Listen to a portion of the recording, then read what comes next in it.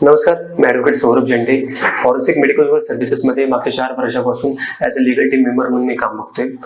मागच्या सिरीजमध्ये आपण प्रश्न उपस्थित केलेला होता की हॉस्पिटलमध्ये जेव्हा रुग्ण दाखल होतो, संपूर्णपणे उपचार घेतो, परंतु तो पळ काढून निघून जातो कुठलीही रक्कम न भरता, तर त्या संदर्भात आपण हॉस्पिटल म्हणून काय कायदेशीर कारवाई करू शकता किंवा कुठली खबरदारी घेऊ शकता. तर त्यामध्ये सगळ्यात महत्त्वाचा मुद्दा म्हणजे कुठल्याही पेशंटने जर हॉस्पिटलला सांगितलं की मी आज पैसे भरू शकणार नाही किंवा माझ्याकडे उपलब्ध रक्कम नाहीये, तर त्या संदर्भात मला थोडीशी मुदतवाढ करून घ्या. तर ॲज अ सामाजिक भान म्हणून तुम्ही मुदतवाढ त्यांना देऊ शकतात. पण त्याच्यामध्ये एक गोष्ट अशी का त्या संबंधित व्यक्तीकडून कुठल्याही त्याच्या बँकेचा चेक आणि त्याच्यावरती आपल्या हॉस्पिटलची झालेली रक्कम हे आपण त्यामध्ये नमूद करून घ्यावी. ती रक्कम भरल्यानंतर त्याची त्या चेकवरती प्रॉपर सही असेल की नाही, त्यांनी बरोबर तारीख टाकली आहे का नाही, या गोष्टीची शहानिशा करावी.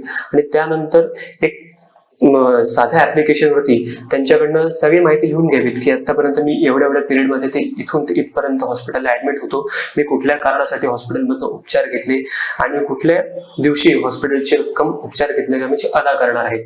या गोष्टींची पुढं शहानिशा झाल्यानंतरच हॉस्पिटलने सदर पेशंटला तिथून डिस्चार्ज द्यावा.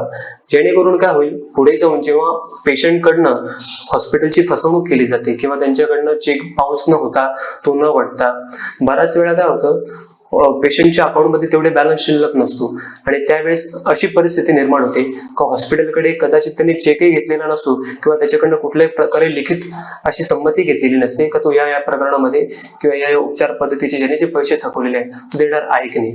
तर त्या केसेसमध्ये 138 म्हणजेच परक्राम्य अभिलेख अधिनियम, निगोशिएबल इन्स्ट्रुमेंट ऍक्ट, ज्याच्या अंतर्गत आपण चेक बाउन्सचे केसेस दाखल करू शकतो. तर त्या केसमध्ये आपल्याला गोष्टी सहजरित्याने सोप्या होतात. ज्या वेळेला आम्हाला केस करायची असते 138 प्रमाणे, त्यावेळी सगळ्यात आधी आम्ही हॉस्पिटलला इंटिमेट करतो का तुम्ही हॉस्पिटलने त्या सदर पेशंटचा चेक हा किती वेळा बँकेमध्ये जमा केला होता, त्याने तो बाउन्स केल्यानंतर त्याच्यावरती कुठला शेरा आला होता. त्यानंतर या सगळ्या गोष्टींची शहानिशा झाल्यानंतर ते सगळे जे डॉक्युमेंट्स असतात ते मी आमच्याकडे कलेक्ट करून ठेवतो. त्याच्यानंतर संपूर्ण आज बघायला जाल तर प्रत्येक पेशंटची केस हिस्ट्री ही वेगवेगळी असते. असे नाही की एकाच उपचार पद्धतीसाठी एवढ्याच रकमेची किंवा या गोष्टी प्रत्येक केसमध्ये घडत नसतात. परंतु जेव्हा आपण चेक बाउन्सची केस दाखल करणार आहोत किंवा निगोशिएबल इन्स्ट्रुमेंट ऍक्ट अंतर्गत केस दाखल करणार आहोत, तर त्यासाठी चेक बाउन्स होणं गरजेचं आहे. प्लस त्याच्यावरती इनसफिशियंट पेमेंट ऑर इनसफिशियंट अकाउंटचं त्याच्यावरती शेरा असणं अत्यंत गरजेचं आहे. कारण ह्या गोष्टींनी पुढे त्या केसेस कोर्टामध्ये दाखल करायला आणि त्याच्यातनं हॉस्पिटलची जी नुकसान भरपाई झालेली आहे ती भरून घेण्यामध्ये सोपे जाते. 138 प्रमाणे आपण केस पुढे कशी चालवायची याबद्दलची तुम्हाला संपूर्ण माहिती मी तुम्हाला पुढच्या व्हिडिओमध्ये देईन. धन्यवाद.